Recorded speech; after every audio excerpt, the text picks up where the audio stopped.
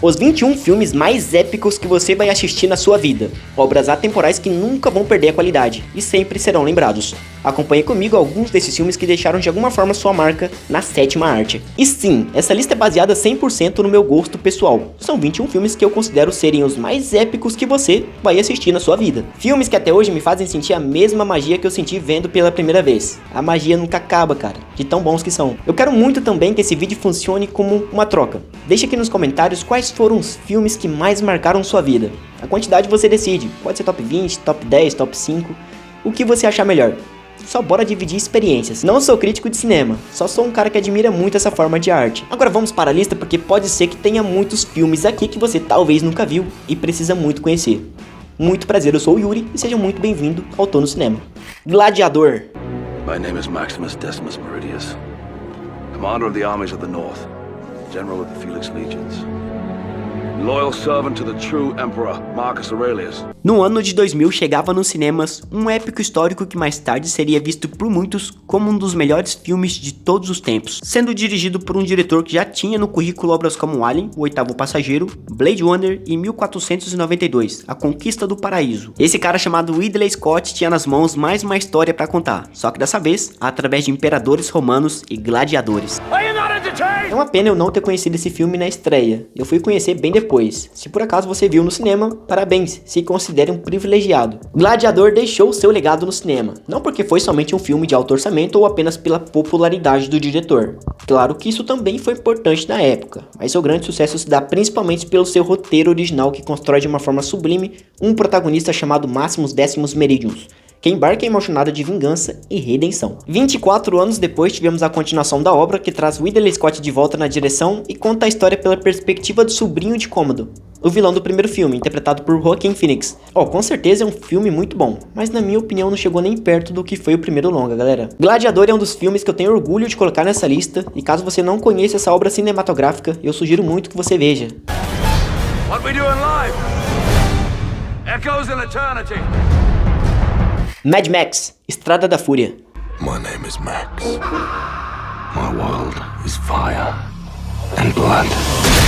Mad Max, Estrada da Fúria é praticamente uma aula de como se fazer uma obra-prima cinematográfica, desde roteiro, fotografia, elenco e principalmente o bom uso do efeito prático. Efeitos digitais também foram usados no filme, mas a diferença é que no caso de Estrada da Fúria, o recurso digital foi usado para melhorar o que já estava bom, e não para substituir todo aquele trabalho árduo que aconteceu no deserto. A minha reação quando eu vi esse filme pela primeira vez foi de incredulidade. Cara, que filme louco, meu parceiro! Depois desse dia, Mad Max acabou se tornando um dos meus filmes favoritos dos últimos tempos, com a sua identidade visual única. Estrada da Fúria estreou em 2015, depois de 3 filmes já consagrados pelo diretor George Miller, mas acredito que muita gente foi conhecer os outros filmes por conta do grande hype do último longa. Recentemente tivemos a estreia do filme Furiosa, uma saga Mad Max, que conta um pouco do passado da personagem Furiosa e seu desejo por vingança. Eu gostei do filme? Gostei, é um filme bom, mas chegou perto do primeiro? Não, infelizmente é sempre assim, né? Com certeza esse é mais um épico que merece ser visto por muita gente.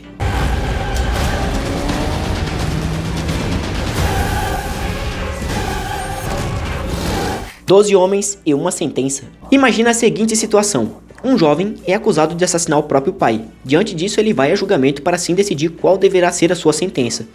Um júri composto por 12 homens serão as pessoas que analisarão as evidências do crime e assim impor a devida condenação. Acontece que 11 desses 12 jurados já consideram previamente o réu culpado sem mesmo qualquer tipo de questionamento. Entretanto, o 8º jurado, interpretado por Henry Fonda, é o único que desconfia das provas apresentadas e começa um jogo de debate que acaba colocando em evidência um sistema egoísta impregnado pela efemeridade. Ao longo da história é desconstruído certos depoimentos para dar entrada a novos fatos, e isso é feito de maneira teórica e principalmente de maneira empírica. O protagonista articula toda uma ideia de maneira prática através de objetos e situações envolvendo as testemunhas. Com isso, um horizonte de possibilidades começa a ficar visível para os outros personagens, colocando também em jogo a moralidade de alguns. Ali nos primeiros minutos do filme você pensa que é impossível o protagonista convencer a gente que está assistindo e os outros jurados do contrário. Mas ele vai trazendo tanta coisa que de fato fazem sentido que você fica, rapaz, né, que é verdade?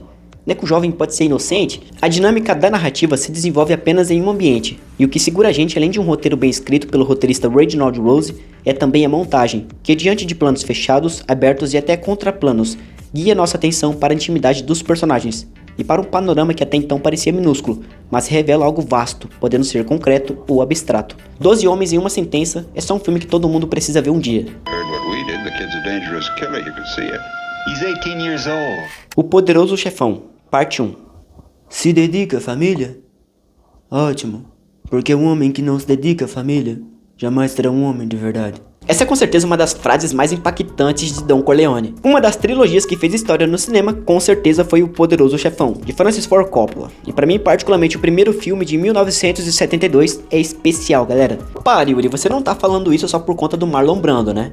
Pior que é, desculpa, esse ator foi surreal. Por mais que o segundo filme seja incrível, com Robert De Niro fazendo o papel de Dom Vito Corleone na juventude, construindo com maestria toda a origem do personagem, Al Pacino também excelente como Michael Corleone, eu ainda fico com a primeira parte da trilogia, com Marlon Brando dominando. Não sei, acho que aquele diálogo inicial do filme que a gente tem o primeiro vislumbre do Marlon Brando como padrinho é profundo, forte, poderoso e até tem um ar de inocência. Pois é, inocência. Isso porque do nada, durante a gravação dessa mesma cena, um gato pula no colo do ator, deixando algumas pessoas que estavam ali nos bastidores do filme indecisas. Será que a gente manda parar? Continua? O que a gente faz? E curiosamente isso foi algo tão natural e tão perfeito que é diante desta situação inesperada que podemos notar um contraste de poder e fragilidade, que só foi possível graças à excelente atuação de Brando, que manteve a postura até o fim. E isso faz parte do que é o cinema, né? Às vezes o improviso, algo que ninguém espera, acaba se transformando em uma cena memorável, que vai acabar sendo comentada por muita gente depois. O Poderoso Chefão parte 1 pra mim é um filme épico dos épicos. Cinema Paradiso. Cinema Paradiso é aquele tipo de filme que você se apaixona apenas assistindo uma única vez. Não importa a sua idade, todo mundo vai curtir. Escrito e dirigido por Giuseppe Tornatore, o longa nos leva a uma viagem íntima que apresenta personagens carismáticos e singelamente interpretados por um elenco certeiro. Totó é uma criança que mora em uma pequena cidade situada na Sicília. Sua vida fica diferente quando ele conhece Alfredo, interpretado por Philippe Noiret, um projetista de um pequeno cinema chamado de Cinema Paradiso. Desde então, uma linda e duradoura amizade se inicia através do amor pelo cinema. É um longa-metragem que eu indico todo mundo ver pelo menos uma vezinha na vida, de verdade. Ainda mais se você gosta de cinema, você vai curtir mais ainda esse filme. Cinema Paradiso me marcou pra caramba e eu fico muito feliz em dividir com você.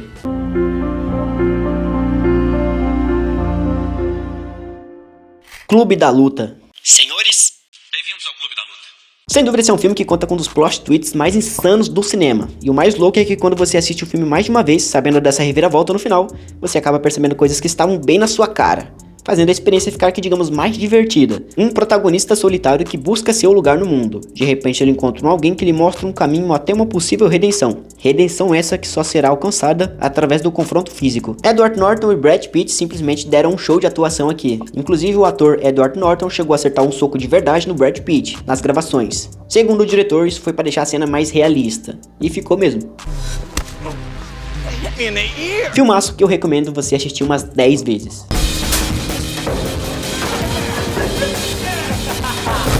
Um Sonho de Liberdade. Considero Um Sonho de Liberdade um dos filmes mais tocantes e profundos que assisti na vida. É como se você fosse teletransportado para dentro da história e começasse a ter uma auto-percepção do que é a liberdade. Um banqueiro é condenado à cadeira elétrica pela suspeita de assassinar sua esposa e o amante.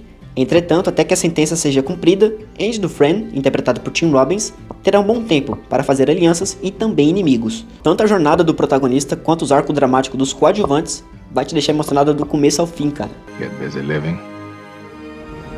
Or get busy dying. That's damn right. Gigante de Ferro. Gigante de Ferro é uma animação que eu conheci na escola e desde então é um dos meus filmes animados favoritos. Não importa o tempo que passe, sempre vai ser bom. O longa é baseado no romance infantil O Homem de Ferro, de Ted Hughes, mais tarde rebatizado para os cinemas pelo diretor Brad Bird, como O Gigante de Ferro. Esse é um filme animado que eu recomendo muito você apresentar para a nova geração e futuras gerações que estão por vir, né? Então apresenta pro seu filho, pro seu sobrinho, pro seu vizinho. E claro, apresenta na escola também se você for professor, porque foi lá que eu conheci e desde então a mensagem que ele passa reverbera até hoje na minha vida. O que é ser um super-herói? O que é ser bom? Qual é o significado da lealdade? O longa transmite isso de maneira pragmática e profunda. V de Vingança. Por baixo desta máscara não há só carne. Por baixo desta máscara há uma ideia. E ideias são a prova de bala. Tá aí um filme que eu conheci na TV aberta. E quando eu vi pela primeira vez, a única coisa que veio à minha mente era: por que o Zorro tá usando uma máscara branca, velho?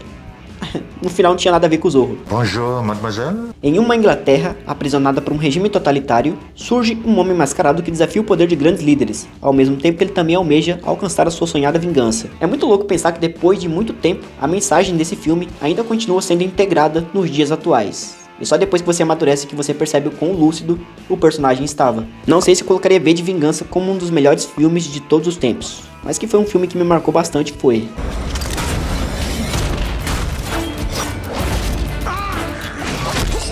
A Espera de um Milagre.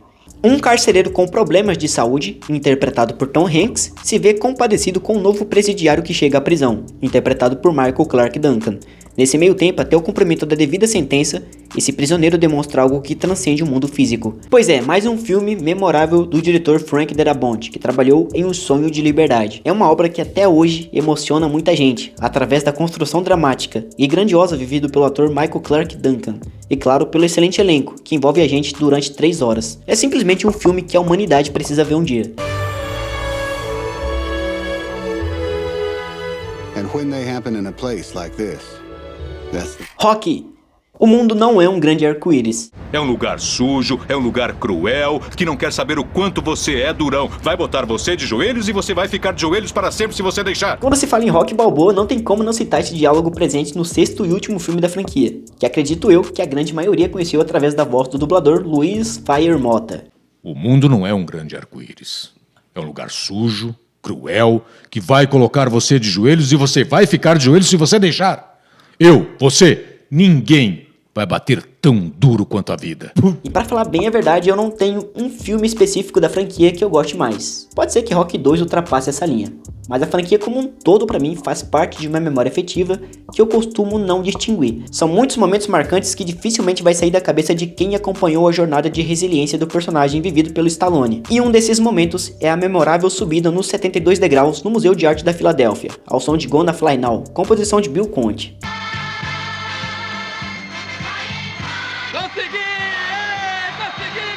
E é curioso pensar que até nos dias de hoje, essa franquia ainda continua tocando nos corações de uma nova geração. Uma geração que nem fazia ideia da existência desses filmes e que acabam se inspirando no personagem. E cá entre nós, que bom que tem uma galera conhecendo a história desse cara.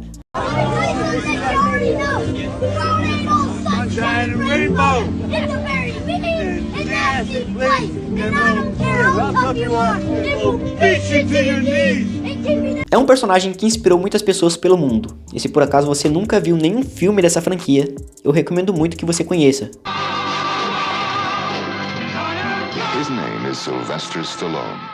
De Volta para o Futuro, Parte 2. É quase um pecado escolher apenas um filme dessa trilogia, né? É como se você tentasse separar um quebra-cabeça de 3 peças que se alinham em perfeita harmonia. Em tese não faz sentido. Mas a segunda parte é um tanto curiosa com a linha do tempo futura e ao mesmo tempo previu muita coisa que temos hoje. A segunda parte foi lançada em 1989 e nessa época o avanço tecnológico ainda estava caminhando em passos lentos. Mas mesmo assim o trabalho conjunto de roteirista, diretor e design de produção foi que digamos certeiro para prever muita coisa. Drones, TV de tela plana, carro voador e até o skate que flutua foi desenvolvido após o segundo filme, olha isso. Mas o mais importante é a maneira que o segundo filme lida com a viagem no tempo, dessa vez para impedir um BO que o filho de Marty McFly faz no futuro. Entretanto, ao tentar interferir nesse acontecimento, uma reação em cadeia se inicia, fazendo os protagonistas recorrerem mais uma vez ao passado. É uma trilogia de filmes que faz parte da minha infância e eu fico muito feliz em dividir ela com você. Comenta aqui embaixo se De Volta para o Futuro fez parte da sua infância também, da sua vida. Bora trocar uma ideia. E o meu desejo é que futuras gerações conheçam essa obra-prima. Marty! Tem que voltar comigo! Pra onde? De volta para o futuro! Interestelar. Digamos que eu fui relutante com Interestelar. Não foi o filme que eu me afeiçoei de primeira. Eu dei uma segunda chance e nessa segunda chance eu entendi o quão magnânima é a obra. A grandeza desse filme se dá um intenso trabalho conjunto de mentes brilhantes que faz uma junção perfeita de som e imagem.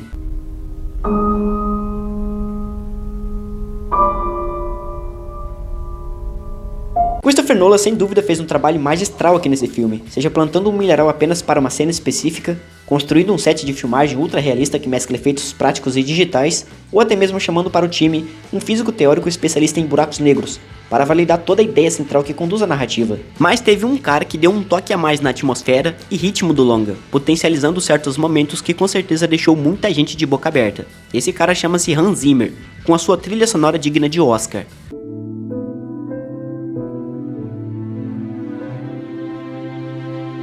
Hans Zimmer e Christopher Nolan já tinham trabalhado juntos em outros projetos, e aqui, em Interestelar, foi mais um trabalho bem feito. Interestelar é um filme de ficção científica que com certeza entrou pra história. Vamos encontrar um jeito. Sempre encontramos. Batman, o Cavaleiro das Trevas. Esse é o segundo filme da trilogia dirigido por Christopher Nolan, que simplesmente se torna impecavelmente épico quando se trata de herói e vilão. E eu não tô falando isso só porque é o Batman ou Coringa. Não, tô falando porque a escolha de elenco para viver esses personagens no cinema foi de fato perfeita, que coloca protagonista e antagonista em um contexto que dificilmente outros atores conseguiriam fazer na época. O curioso é que bem nessa época, durante a escolha de elenco, o diretor Christopher Nolan chegou a chamar o ator Joaquin Phoenix para interpretar o Coringa no cinema. E o ator só recusou porque, segundo ele, não estava pronto para o personagem. E que bom que ele recusou, né? Porque ao mesmo tempo que a gente pôde ver a interpretação surreal de Heath Ledger no filme do Nolan, conseguimos ver também a performance surreal do Joaquin Phoenix em 2019. Que na minha opinião foi a única adaptação do Coringa que chegou perto da adaptação vivida pelo Heath Ledger. Batman, o Cavaleiro das Trevas, é um filme sombrio que vai além da técnica. Ele também explora e constrói personagens que dificilmente irão ser esquecidos.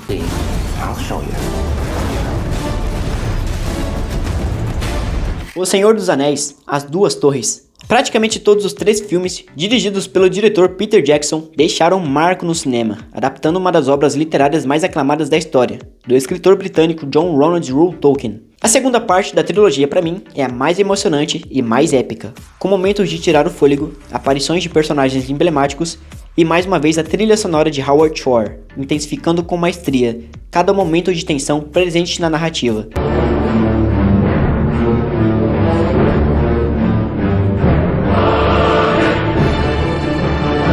O Senhor dos Anéis, de Peter Jackson, é uma trilogia que sempre será revisitada e apreciada por muita gente.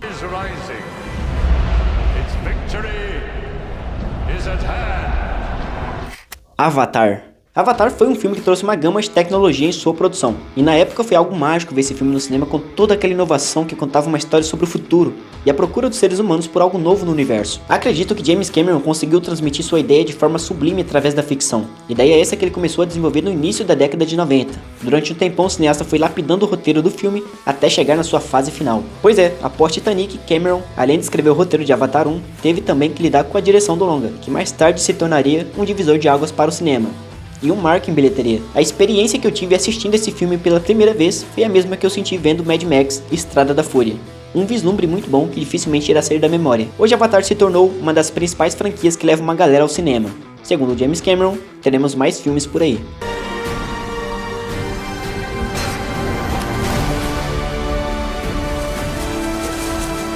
E.T., o Extraterrestre. Steven Spielberg é um cineasta que conta com uma filmografia repleta de obras que marcaram gerações. Jurassic Park, Tubarão, O Resgate do Soldado Ryan e, claro, a incrível franquia de Indiana Jones. Eu lembro que foi um negócio meio duro, eu tinha medo e ficava emocionado ao mesmo tempo, mas era muito divertido. Quem diria que uma história para criança dormir iria ficar cravado no cinema, graças ao roteiro de Melissa Mathison, que propôs uma história simples, mas cheia de significados. É mais um filme que eu recomendo você assistir umas 10 vezes. Por um punhado de dólares. Bravo. Bravo. Esse é um adjetivo memorável usado pelo personagem do Clint. Não tem como não lembrar quando ele é dito. E é claro que eu não poderia de forma alguma deixar de colocar a obra de 1964 na lista, que inclusive foi o filme que colocou o nome Clint Eastwood em holoforte no cinema. Por um punhado de dólares é uma trilogia que se enquadra no subgênero do faroeste tradicional americano, sendo classificado como faroeste spaghetti, onde toda a produção do filme é desenvolvida por produtores e diretores italianos. Sergio Leone foi um desses cineastas que deixaram seu legado através dessa subdivisão cinematográfica. Eu considero uma obra atemporal que sempre quando você for assistir, vai parecer que você está vendo pela primeira vez, de tão bom que é o negócio. Inclusive, Por um punhado de dólares é incrivelmente homenageado e integrado na narrativa na parte 3 de De Volta para o Futuro. É praticamente uma obra-prima dentro de uma outra obra-prima. Homem-Aranha 2. Mais um filme de super-herói, Yuri. É sério? Fazer o que, gente? É o filme que marcou minha geração e eu cresci assistindo. Quando você é criança, você acha o filme muito legal, mas você só vai entender mesmo quando você amadurece e se conecta com o protagonista da história. E isso acontece com o Homem-Aranha dirigido por Sam Raimi. No segundo filme, Peter Parker, interpretado por Tobey Maguire, deverá seguir duas linhas complexas, encaixadas em diferentes contextos: herói e vida pessoal. Com o surgimento de mais um vilão e com problemas financeiros, fica cada vez mais difícil a busca pelo equilíbrio. Sempre vai ter aquele debate: qual é o melhor Homem-Aranha? Qual é o melhor Peter Parker? Bom, o meu vocês já sabem. Quero ver o de vocês, comenta aqui embaixo, bora trocar uma ideia.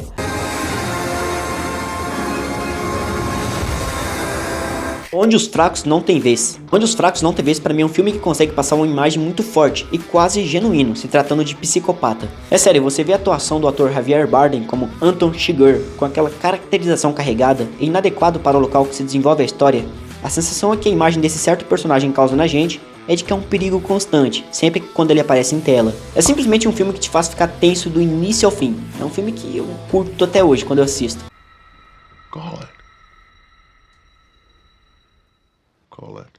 Tropa de Elite. Quando você ouve Tropa de Elite, você deve lembrar de um monte de coisas. Não vai subir ninguém!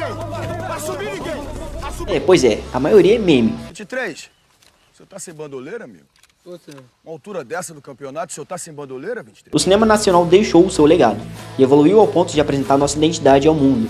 Fecho nossa lista com chave de ouro com esse longa-metragem que mostra a infeliz realidade presente não só no Rio de Janeiro, mas em diversas cidades pelo Brasil. Tropa de Elite é o tipo de filme que você termina contente por ter visto um filme bom, mas também triste porque sabe que tudo que foi mostrado acontece no Brasil e no mundo.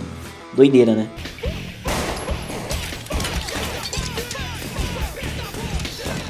Não esquece, comenta aqui embaixo quais foram os filmes que mais marcaram sua vida. Quais os filmes que você considera serem os melhores de todos os tempos. Vamos trocar uma ideia. Forte abraço, a gente se encontra no próximo vídeo. Tchau!